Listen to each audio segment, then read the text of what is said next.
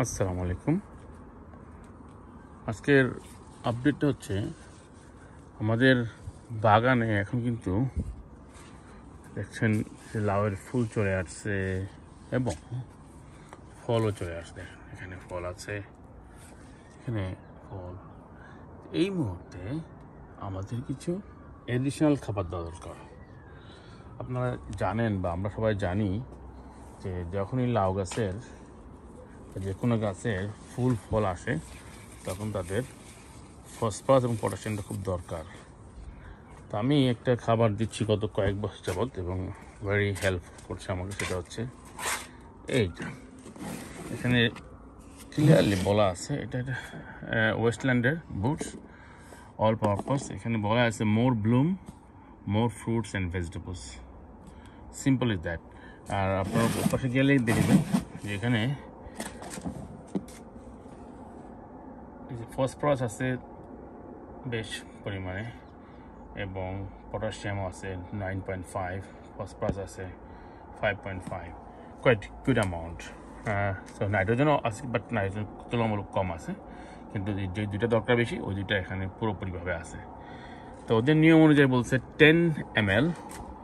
আমাদের নর্মাল যে জার এই যে দেখা যাচ্ছে যে এইটাতে থাকে সাধারণত 4.5 লিটার, তাহলে 10 ml 4.5 লিটার। কিন্তু আমি দিচ্ছি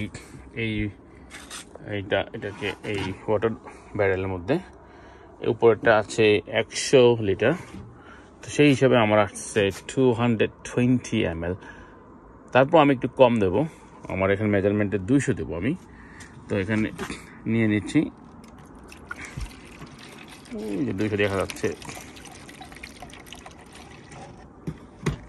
হ্যাঁ 200 থেকে একটু কমই নিলাম। প্রথমবার দেখি কী অবস্থা। তারপরে এই পানিটা বৃষ্টির পানি হয় খুব ভালো, আর যে না হয় ঘরের পানি যদি দিই আমরা ট্যাপ ওয়াটার, তাহলে 2-3 দিন পরে দিই। তো আমি আজকে মিক্সারটা করছি, আমার এটা ট্যাপ ওয়াটার, তো আমার এটা আগামী পরশু দিন এই খাবারটা দেবো। তো এইটা দিয়ে দিচ্ছি, এখানে দিয়ে দিলাম। এখন আমি এই পানিটা অন করে রাখবো, যাতে পানিটা, সাধারণত আমরা পানিটা আগে দিয়ে পরে মিক্স করে দিই না, কিন্তু আমি পরে দিচ্ছি পানিটা এই কারণে যাতে অটোমেটিক মিক্স হয়ে যায়।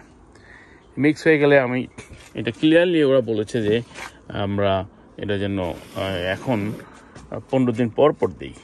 তো যেহেতু আমাদের লাউ গাছ বেশ অ্যাগ্রেসিভ, আপনি এভরি উইক দিতে পারেন। আর যদি দেখেন যে গাছগুলো খুব ভালো হচ্ছে, ফলগুলো ভালো হচ্ছে, তাহলে তো এভরি উইক দেওয়াই ভালো। তো এটুকুই আজকের আপডেট। আশা করি আপনাদের হেল্প হবে।